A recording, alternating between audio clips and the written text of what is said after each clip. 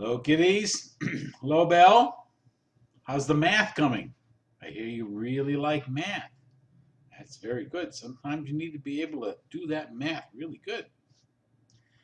Well, tonight's story is Chapter 15, A Night in the Hotel. Remember the hotels up in Pennsylvania? This is really a night at the Ritz, which is the name of the hotel in Boston, but we shorten some of this stuff just for convenience sake. Everybody settled? When the desk clerk at the Ritz Hotel saw the boatman enter the lobby, followed by an enormous white swan with a black beak, the clerk didn't like it at all. Whoops. Look. Yoo-hoo, he's getting away from that. The clerk was a very carefully dressed young man, very neat, his hair nicely combed, and the boatman just came off the boat. Stepped boldly up to the desk. "I'd like a single room tonight for my friend here," said the boatman. The clerk shook his head. "No birds. The Ritz Hotel does not allow birds in the hotel." "You take celebrities, don't you?" said the boatman. "Certainly," replied the clerk. "You'd take Richard Burton and Elizabeth Taylor, wouldn't you, if they wanted to spend the night? Or Elsa?" "Yes, of course," said the clerk. "You'd take the queen of the forest, wouldn't you?" "Of course." "Okay," said the boatman. "My friend here is a celebrity. He is a famous musician. He created a sensation in the public gardens this afternoon. You must have heard the commotion. He's a trumpeter Swan, and he plays like the great Armstrong." The clerk looked down at Lewis suspiciously. "Has he any luggage?" asked the clerk. "Luggage?" cried the boatman. "Take a look at him. Look at all the stuff he's got with him around his neck." "Well, I don't know," said the clerk, staring at all the possessions that Lewis had around his neck. His trumpet, his money bags, his slate, his chalk pencil, and what else? I'll give it to you again. His trumpet, his money bags, his slate, his chalk pencil, and his life-saving medal. Could you remember? "A bird is a bird. How do I know he doesn't have bugs? Birds often have bugs. Nobody wants to have bugs in their room." "Bugs?" said the boatman. "Did you ever see a cleaner, whiter guest in your whole life? Look at him. He's white. He's immaculate." At this, Lewis held up his slate to the clerk, grabbed his pencil, and wrote, "No bugs." The clerk stared in amazement. He was beginning to weaken. "Well, I have to be careful," said the boatman. "He's a celebrity. How do I know that he's famous? You may just be kidding me about that." Just then, three young girls entered the lobby of the hotel. They were giggling and squealing, and one of them pointed at Lewis. "There he is! There he is! I'll get his autograph." One girl rushed up to Lewis, and the first girl held out a pencil and a piece of paper. "May I have your autograph?" she asked Lewis. Lewis took the pencil in his beak, and very gracefully he wrote Lewis. Well, everyone laughed, and the girls rushed away. The clerk watched in amazed silence. "There," said the boatman. "Is he a celebrity or isn't he?" The clerk hesitated. He was beginning to think he would have to give Lewis a room in the hotel. Here's the picture. See Lewis signing the piece of paper, and the boatman explaining to the clerk of the hotel. Pretty funny. At this point, Lewis had an idea. He lifted his trumpet and began to play an old song called "There's a Small Hotel." His tone was beautiful. All of the guests passing through the lobby of the hotel stopped to listen. The clerk leaned on his elbows at the desk and listened. The man behind the newsstand looked up and listened. People sitting upstairs in the lounge put down their dinner and listened. The bellboys stopped and listened. For a few minutes, everything stopped in the lobby while Lewis played. He charmed everyone who could hear him, everyone in the whole hotel. It was a moment of sheer magic. As the song came to an end, the people who knew the words of the song sang them softly. When the steeple bell says, "Good night, sleep well," we'll thank the small hotel together. And here's a picture of Lewis in the lobby of the hotel, and the clerk leaning on the desk, and the boatman, and all the people looking at him eating. That Lewis is quite a guy. How about that? Asked the boatman, grinning at the clerk. Is this Swan a famous musician, or isn't he? He plays a sweet trumpet, said the clerk.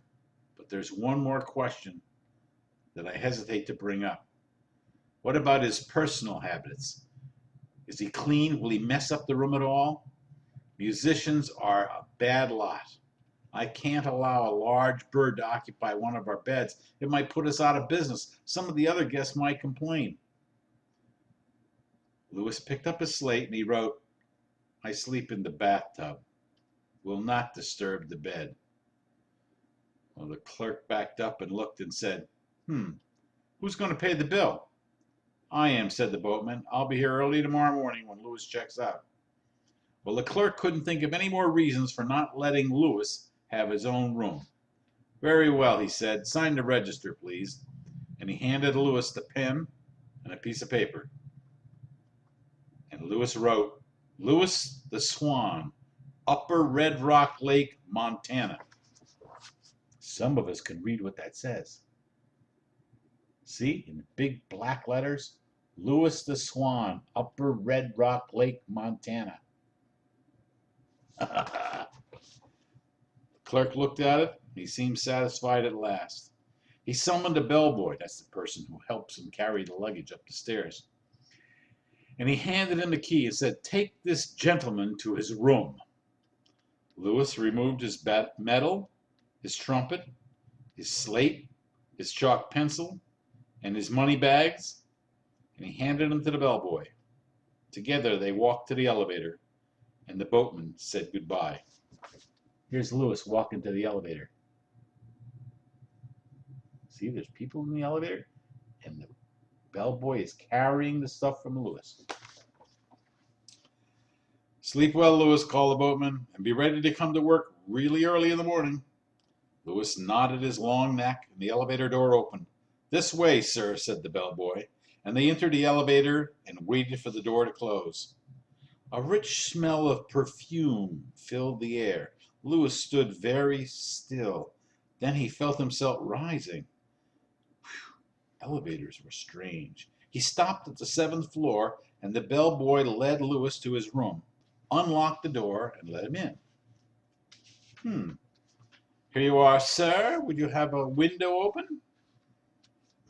The bellboy put Lewis's luggage down, snapped on a few lights, opened a window, and laid the room key on the dresser, and then he waited. I guess he wants a tip, thought Lewis. So he went to his money bag, loosened the drawstring, and took out $1. Thank you very much, sir, said the bellboy, taking the $1. He went out and closed the door softly behind him. Lewis was alone at last, alone in a room at a very fancy hotel, the Ritz.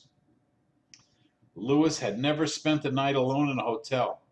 First, he walked around and around, turning the lights on and off, looking at everything. In the writing desk, he found a few sheets of paper that said, Ritz-Carlton, Boston. Very fancy. He felt mussy and dirty, so he went to the bathroom, climbed into the tub, and pulled the shower curtain across, and took a shower. It felt good and reminded him of the water fights he used to have with his brothers and his sisters. He was very careful not to splash any water out of the tub. We got to be very careful. Don't want to splash water on that floor, right? When he was finished, he stood for a while admiring the bath mat and fluffed his feathers, and then he was hungry. On the wall of the bedroom, he found a button that said, waiter. Waiter? Lewis put his beak against the button and pressed hard. In a few minutes, there was a knock on the door, and a waiter entered. He was nicely dressed and tried not to be surprised when he found a swan answering the door. May I get you something? Asked the waiter.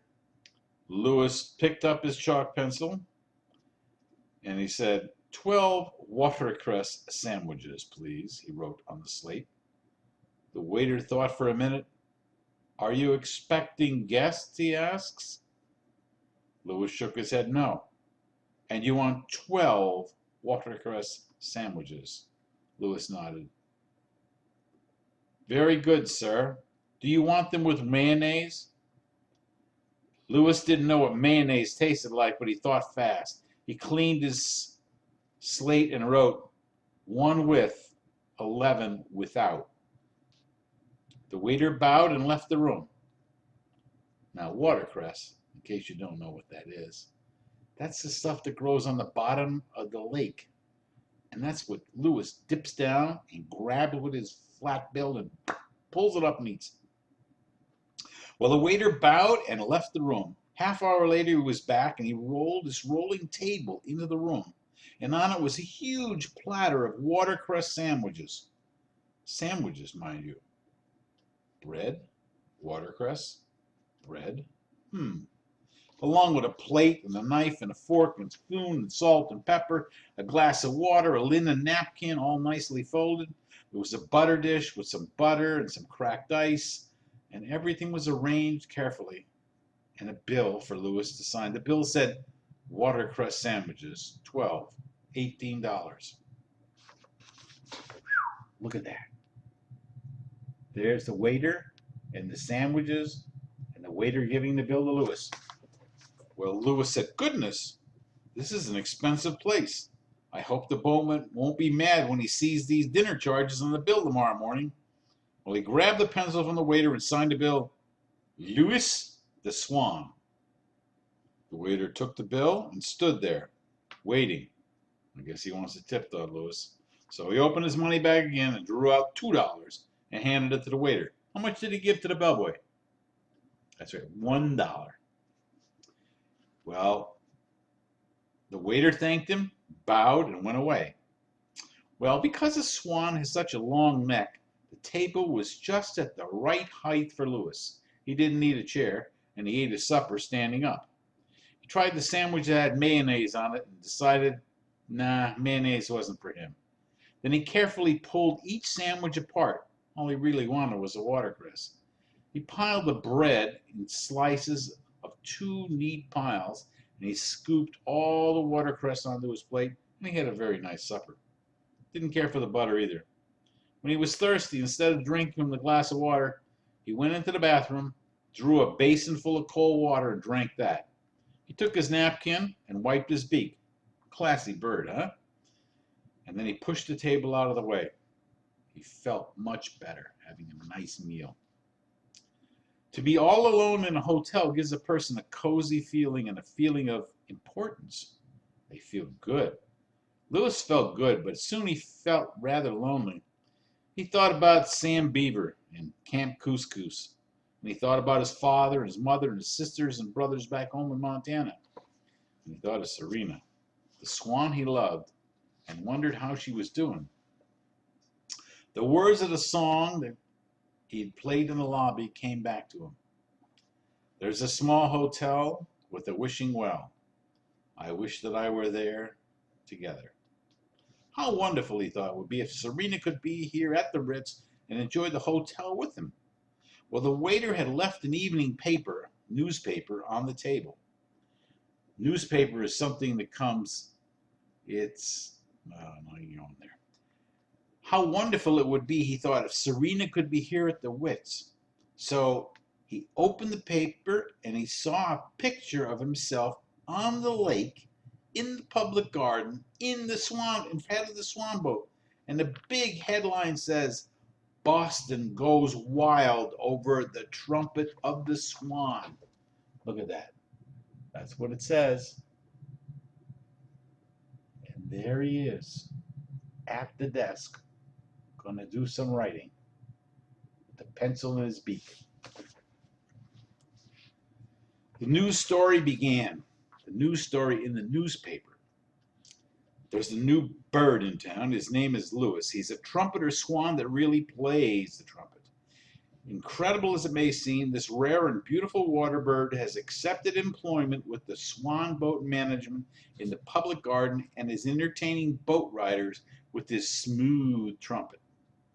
Crowds gather at the lake this afternoon on his arrival, and the sweet notes of his horn were heard in many parts of Boston. Well, Lewis read the article to the end and tore it out of the paper. Sam Beaver ought to know about this, he thought. And from the writing desk in his room, he took a pencil and a sheet of paper, and this is what he wrote. Dear Sam, I'm spending the night at a Ritz in fashionable surroundings. You're right about Boston. It is very nice. I was able to find work as soon as I arrived, and I am associated with the Swan Boat at a salary of $100 a week. You may be interested in the enclosed clipping from today's newspaper. If all goes well, I'll soon have enough money to pay for my father's debt at the music store, and I will own the trumpet free and clear, and I hope I will be blowing it great. I will be able to make a favorable impression on a lovely female I am in love with, Serena. Then everyone will be happy. My father's honor will be restored, the music shop in Billings will be repaired, and I can take Serena as my wife. I hope you are well. I miss you. A hotel room, even though it has everything you could want, can be a lonely place. Your friend, Lewis. Well, Lewis addressed the envelope to Sam, folded the letter, and stuffed the newspaper clipping inside it.